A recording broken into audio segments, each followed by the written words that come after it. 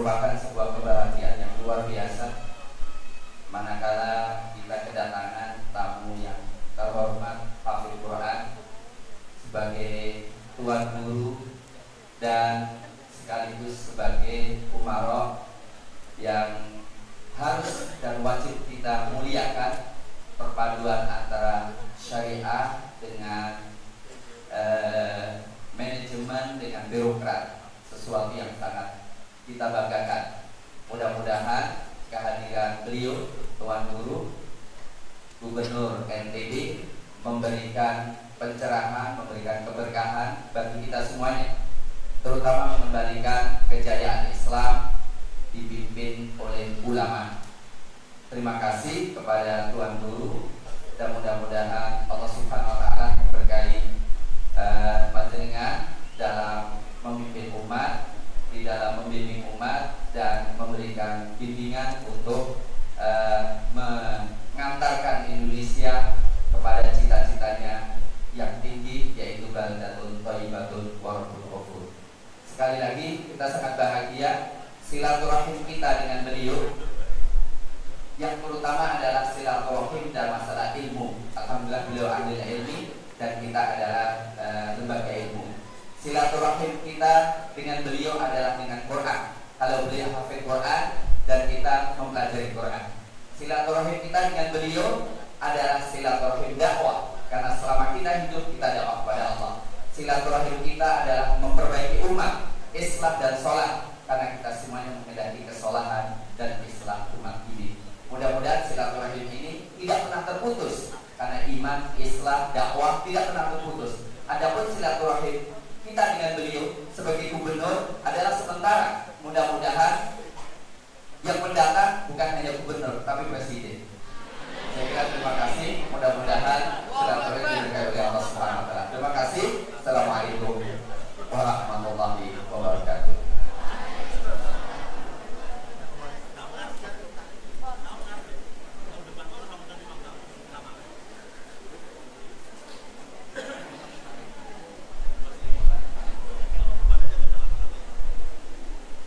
Bismillahirrahmanirrahim. Assalamualaikum warahmatullahi wabarakatuh.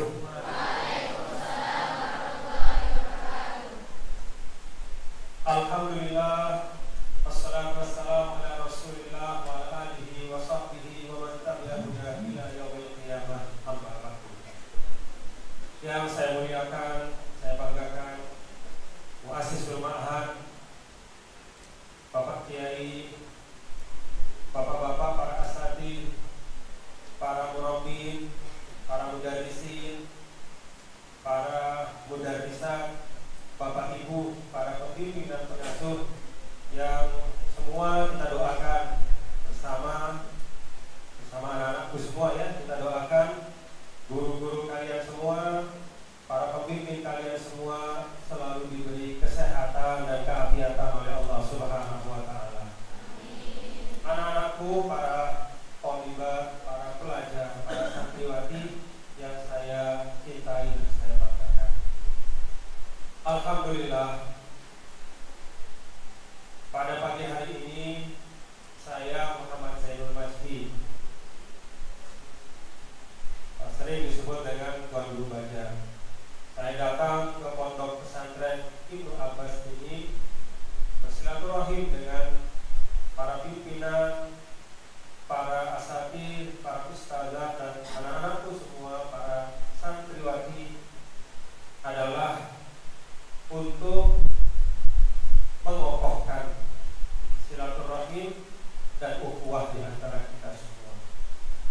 Tadi Bapak Kiai menyampaikan bahwa umat Islam itu disatukan oleh Allah Subhanahu wa taala dalam persaudaraan. Dan tidak sembarang persaudaraan, tapi di dalamnya ada makna dakwah. Di dalamnya ada makna saling mengisi dalam kebaikan. Maka mudah-mudahan datangnya saya ke pondok pesantren Ibnu Abbas ini mudah-mudahan mengokohkan kebaikan pada diri kita semua. Amin ya rabbal alamin. Anak-anakku, tadi ada salah seorang sahabat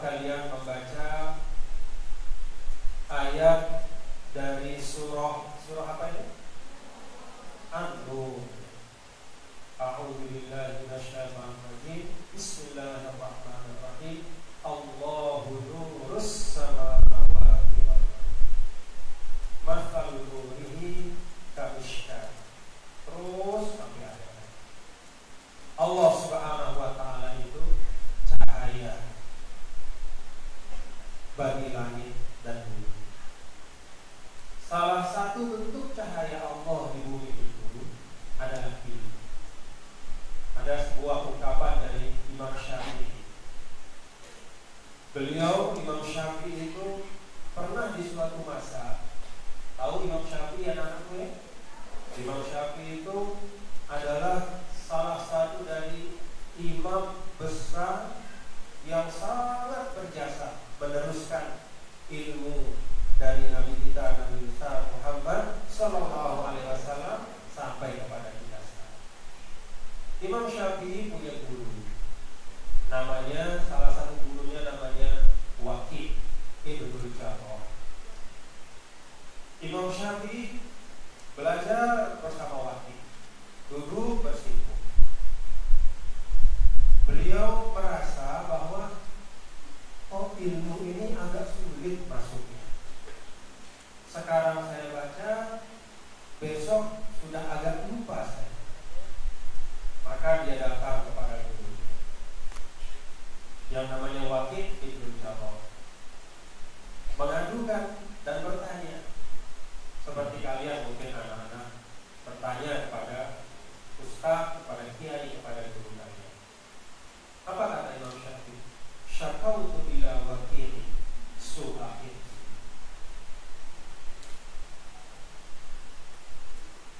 Saya mengadukan kepada guruku, kok sulit menghafal. Su'ahin itu artinya hafalan saya agak sulit. Apa jawaban dari Waqi' kepada Imam Syafi'i?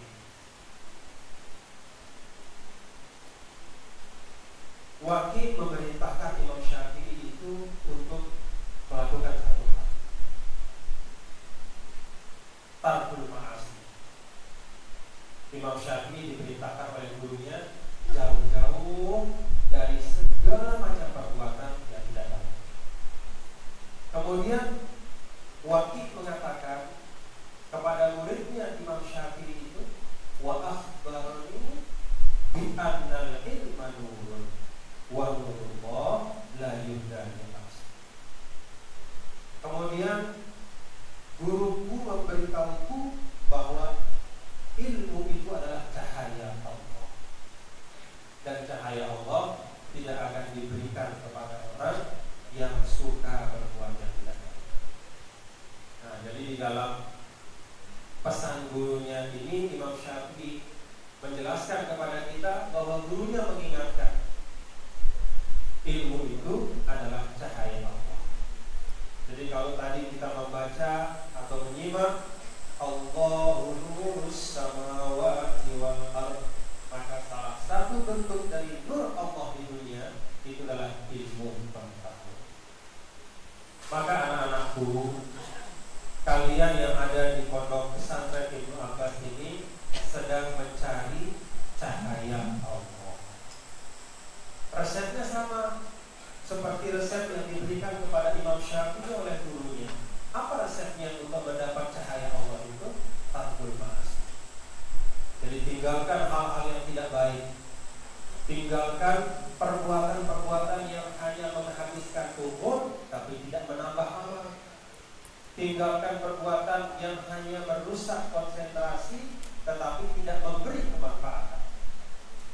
Apalagi anak-anakku sekarang sedang selain belajar formal juga menghafal Al-Quran.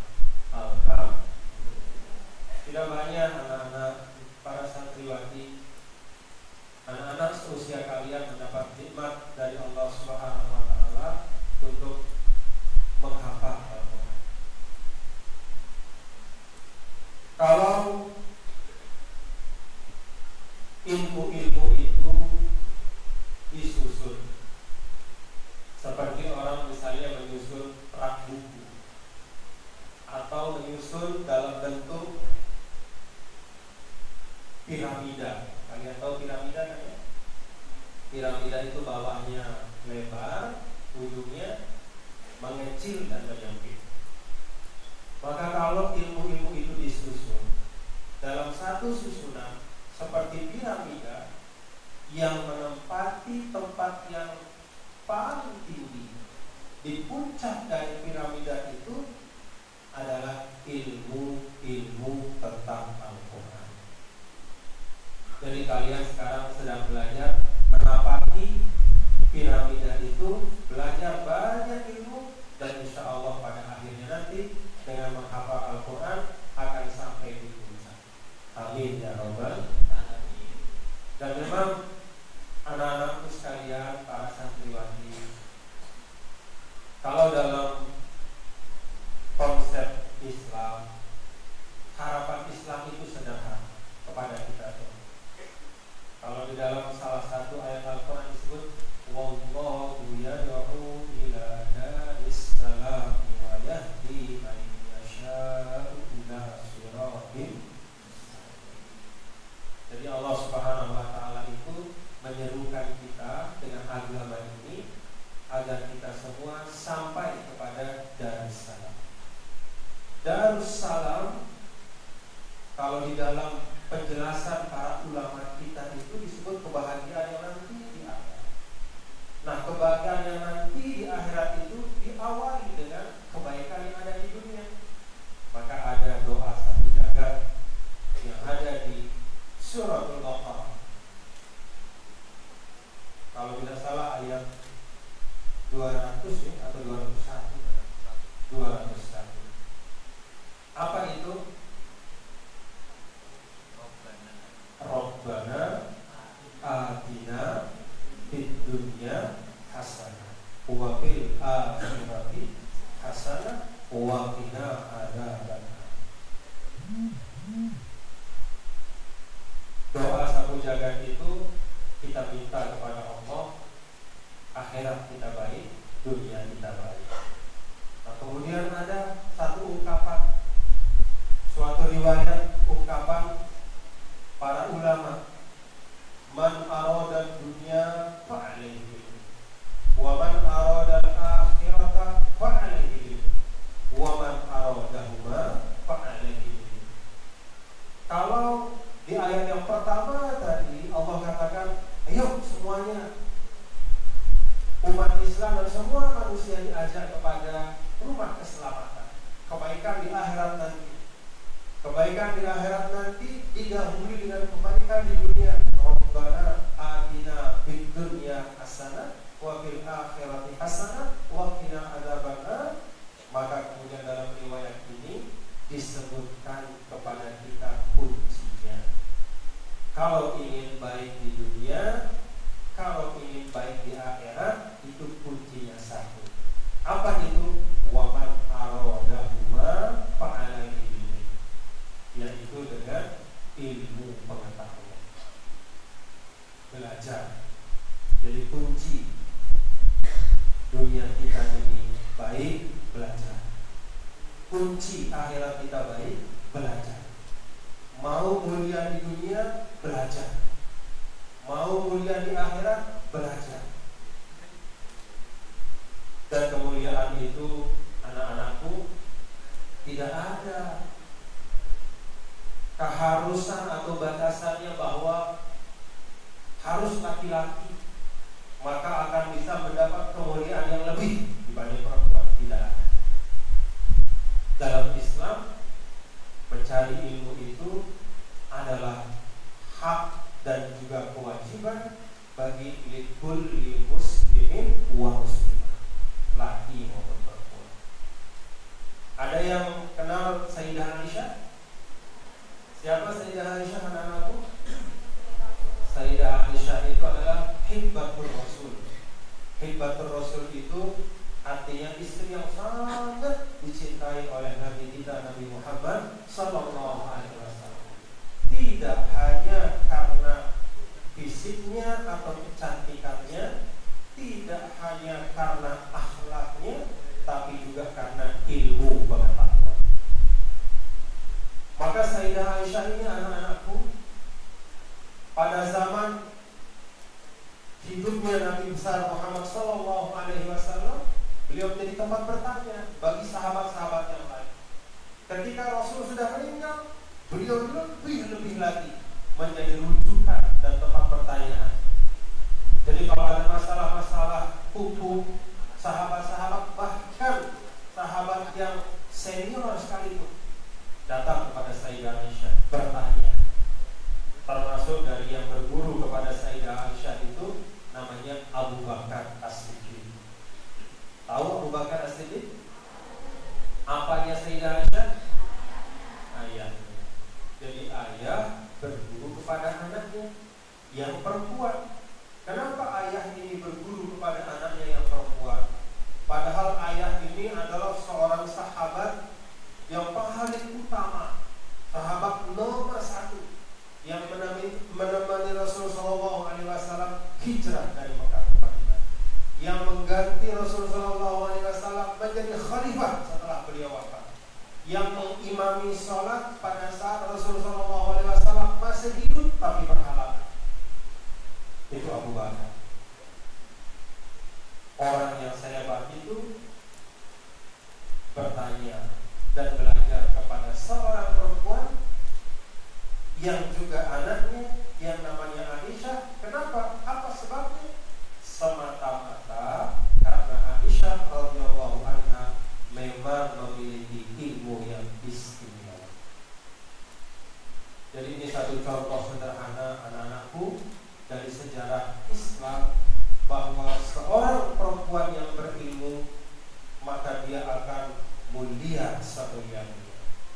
Seorang perempuan yang berilmu dia akan tinggi setinggi-tinggi. Imam Sayyidi ada seorang ulama, beliau menulis buku. Buku itu diberi judul Al-Isabah Istidraki Aisyah al-Sahabah. Jadi ilmu itu isinya anak-anak adalah apa-apa yang Sayyidah Aisyah itu koreksi terhadap pandangan-pandangan dan pendapat para ulama. Jadi ada para sahabat misalnya berpendapat A, dikoreksi oleh Sayyidah Aisyah. Kemudian dalam masalah yang lain ada sahabat yang berpendapat A, dikoreksi lagi. Jadi kumpulan dari koreksi Sayyidah Aisyah kepada para sahabat itu dibuat menjadi satu buku. Artinya apa? Beliau memang betul-betul orang yang berilmu. Nah, ini gambaran anak-anakku bahwa ruang yang Allah bukakan kepada muslimah, kepada kaum perempuan, kepada anak-anakku semua itu lebar selebar-lebar. Pintu ilmu yang dibukakan oleh Allah dan Rasulnya kepada para muslimah untuk masuk ke dalamnya itu lebar selebar-lebar. Tidak ada satupun yang menghalangi. Maka saya berharap dari Ibnu Abbas lahir generasi muslimah yang hebat, insyaallah. Kalian akan menjadi contoh hidup dari hebatnya ajaran Islam. Hebatnya ajaran Islam itu ukurannya sederhana. Khairun nas anfa'uhum linnas. Manusia yang terbaik itu adalah bukan yang paling tinggi jabatannya, bukan yang paling banyak hartanya, bukan yang paling gagah atau cantik parasnya, bukan yang paling tinggi status sosialnya, tapi yang paling banyak bisa memberi manfaat kepada manusia. Saya yakin tadi di perjalanan Ustaz bercerita kepada saya, Ibnu Abbas itu menggabungkan 3 hal: akademik, Quran, dan akhlak. Alhamdulillah. Jadi anak-anak banyak bersyukur ya. Anak-anak banyak bersyukur ya. Kalau bersyukur mengucap apa? Kalau bersyukur mengucap apa? Kalau bersyukur mengucap apa? Alhamdulillah.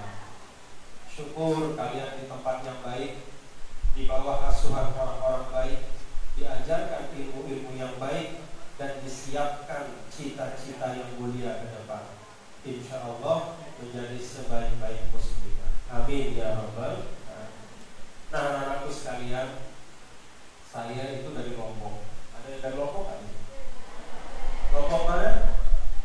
Lombok Barat. Lombok Barat mana? Kediri. Ini berarti anak Kediri ya? Dari mana? Lembe di Kediri? Lelede. Oh, Lelede. Iya, ya. Di Lelede itu ada sahabat saya namanya Muslim, tahu? Ya, alhamdulillah. Dari sekian banyak ternyata ada yang dari Lombok. Hah? Oh, ada Ustaz dari Lombok juga? Ustaz siapa? Baik kalau Ustaz Jumur.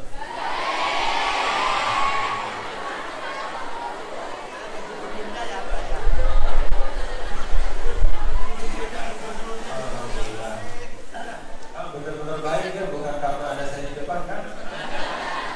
Tapi wajahnya Ustaz Jumur ini wajah orang baik.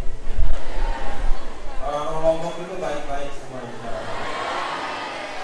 Nah, di Lombok juga anak-anakku pernah ada yang mendengar tentang Lombok sebelumnya? Lombok itu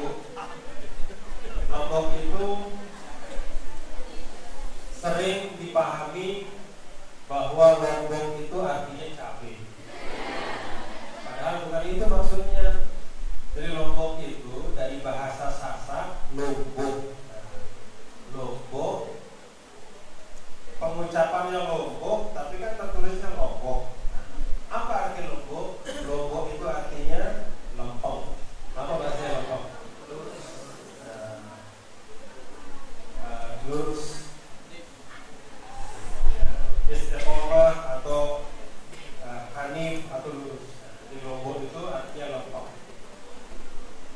Lombok itu atau NTB itu daerah yang umat Islamnya banyak sekali. Nah, saya ingin sampaikan di sini bahwa di NTB, anak-anakku sekalian, banyak perkembangan yang sekarang sedang berjalan. Salah satu di antara yang sekarang sedang dikembangkan di NTB itu namanya Siyahatul Halal atau halal tourism, wisata halal. Nah, wisata halal ini maksud sederhananya adalah anak-anakku kan tahu kalau dalam Al-Quran banyak sekali ayat-ayat yang memerintahkan kita untuk as-sair alal ardh. Misalnya apa? Qad khalat min qablikum sunanun fasiru fil ardi fanzuru kaifa kana. Jadi kita diperintahkan untuk menjelajah bumi Allah. Jadi berwisata dengan niat untuk melihat tanda-tanda kekuasaan Allah dan belajar dari sejarah dari masyarakat yang hidup sebelum kita, apa yang menyebabkan mereka maju dan makmur, apa pula yang menyebabkan mereka hancur dan jatuh. Itu sebenarnya bagian dari tujuan Adam. Cuma sayang kalau kita lihat sekarang pariwisata itu banyak hal-hal yang masih belum pas. Jadi kadang-kadang pariwisata itu diidentikan dengan orang tidur yang di pinggir laut itu. Kasihan dia tidak punya uang beli baju. Nanti santri-santri kasih baju ya. Nah, kita ingin rubah supaya lebih sesuai dengan nilai-nilai yang kita yakini. Jadi lebih kepada tadabbur, lebih kepada belajar dari alam. Bagaimana alam ini diciptakan oleh Allah dengan segala kekayaannya untuk mendukung kehidupan manusia. Nah, wisata halal itu membuka lapangan kerja. Siapa yang mengisinya? Yang mengisinya seharusnya adalah generasi muda Islam. Kalau tidak kita yang mengisi, ruang-ruang yang tercipta itu akan diisi oleh orang lain. Akhirnya kita menjadi penonton. Ada lapangan kerja, ada tempat-tempat pengabdian yang tercipta, tapi karena kita tidak punya kemampuan untuk mengisinya, diisi oleh orang lain. Oleh karena itu, kembali kepada kunci yang tadi.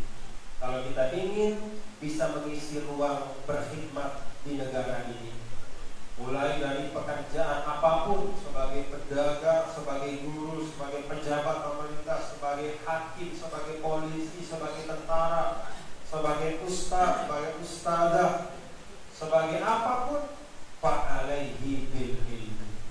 Maka kuncinya sama. Boleh saja pintu-pintunya beda. Ada pintu tulisannya gubernur, ada pintu tulisannya ustaz, ada pintu tulisannya pedagang, ada pintu tulisannya guru, ada pintu tulisannya apa lagi? Ada yang ingin menjadi seniman di sini? Harus ada yang menjadi seniman, karena Islam itu mencintai keindahan, supaya akan lahir karya-karya seni yang baik. Apa karya seni yang baik? Mayurokikul qalba, kata ulama, yaitu yang melunakkan hati sehingga tumbuh rasa cinta kepada kebaikan, tumbuh rasa cinta kepada Allah. Itu seni yang Islami. Nah, pintu-pintu itu bisa saja judulnya beda-beda, tetapi kuncinya satu. Apa kuncinya? Ilmu. Kalian pegang kunci itu, kalian bisa masuk di pintu yang mana saja. Amin ya Rabbal alamin. Nah, inilah yang saya dapat sampaikan. Saya berbesar hati dan saya, kalau dalam bahasa Al-Quran itu mustabsyirin, mustabsyirin, yaitu optimis. Melihat para santriwati mendengar cerita dari Ustaz tadi sepanjang perjalanan dari bandara ke tempat ini, saya optimis dari tempat ini akan lahir pemimpin-pemimpin bangsa, insyaallah. Demikian, Wallahualam wal hadi ila sabilir rasyad. Wassalamualaikum warahmatullahi wabarakatuh. Alhamdulillah, luar biasa sekali, anak-anak, inspiratif. Dan saya persilahkan Ustaz mungkin untuk memberikan komentar atau hal lain berkaitan dengan apa yang disampaikan Ustaz Tuan Guru Bagan. Monggo Ustaz.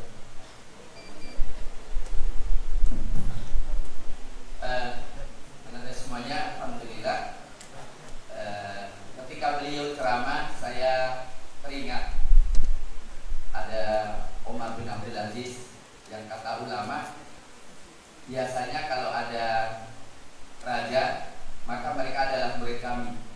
Tapi ketika Umar bin Abdul Aziz menjadi khalifah, kami ulama menjadi murid beliau. Suatu keindahan manakala seorang ulama menjadi pemimpin bangsa. Itu ada beberapa hal. Ahlan wa sahlan Syekh Zainul Majdi, Duktur. Ada satu harapan. Ini Dr. Zainul Majdi, Jazakallahu khairan. Kita sebagai perintis pondok ini, tetapi tidak cukup dengan merintis, tapi harus ada yang melanjutkan. Dan agar supaya keakraban kita, dan agar supaya kita merasakan Indonesia itu satu, bahkan dunia satu, maka kami mohon dengan segala kerendahan kami, beliau bersedia untuk menjadi musyrifus syaraf, pembina mulia untuk pondok ini sampai nantinya. Kita mohon kepada beliau kesediaan. Bagaimana Ustaz? Alhamdulillah. Beliau katakan khair. Khair itu artinya insyaallah na'am saja. Karena tadi sudah saya sampaikan, ikatan kami dengan beliau, ikatan kita dengan beliau bukan karena beliau menjadi gubernur. Walaupun kita bersyukur beliau datang ke gubernur, tetapi ikatan kita dengan beliau adalah hafidz Quran. Beliau adalah seorang ulama. Beliau kami kenal dan kami cintai. Alhamdulillah, membuat Islam dan sholat luar biasa. Dengan buktinya beliau bersikap bijak ketika ada orang yang harusnya menghormati beliau, tetapi kemudian melakukan perbuatan yang tidak senonoh dengan beliau. Ya, terus terang kami sangat marah dan kami sangat memuncak, tapi beliau sangat bijak dan insya Allah hal itu memuliakan beliau dunia dan akhirat. Jadi yang pertama itu kita mohon beliau menjadi syaraf dan musyrifus syaraf, dan insya Allah beliau akan selalu kita mohon bimbingannya, dan kita mohon karena beliau masih sangat muda.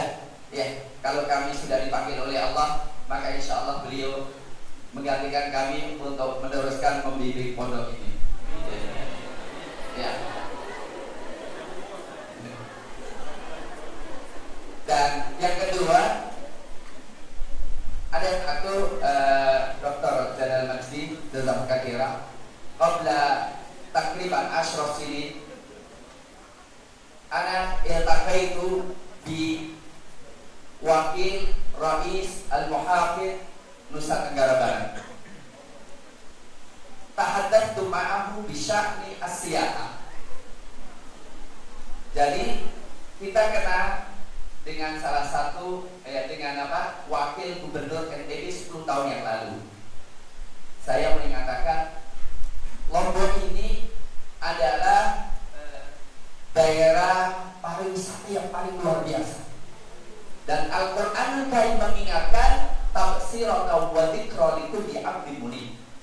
Jadi keindahan alam semesta ini ketika kita melihat langsung ingat Allah, langsung ingat akhirat. Tapi sayangnya yang paling merusak di Indonesia itu masalah pariwisata. Waktu itu saya tanya, kenapa di pariwisata selalu dihalalkan minuman keras di hotel berbintang, dihalalkan prostitusi? Kata beliau waktu itu, ya begitulah aturannya. Seakan-akan itu gak berjalan kecuali dengan itu. Maka saya pesan kepada beliau, mari mulai daripada Lombok kita katakan kepada semua yang ingin datang ke Indonesia, Anda wahai orang Barat, kalau ingin cari telanjang, carilah di negeri Anda, puas-puaskan di negeri Anda, sebab negeri kami negeri yang mulia. Kalau Anda ingin mencari minuman keras dan mabuk-mabukan, orang gila lebih banyak di negeri Anda, dan kami adalah orang yang sehat semuanya.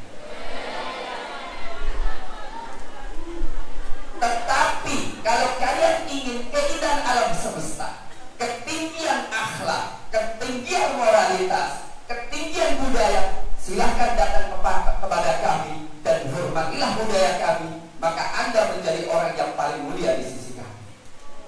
Insya Allah, kepedean itu kita harapkan Lombok menjadi donor pertama dalam membangun pariwisata halal, yang semua datang sana langsung teringat dengan Allah, apalagi dengan dikumandangkan Al-Quran dan adab di sana.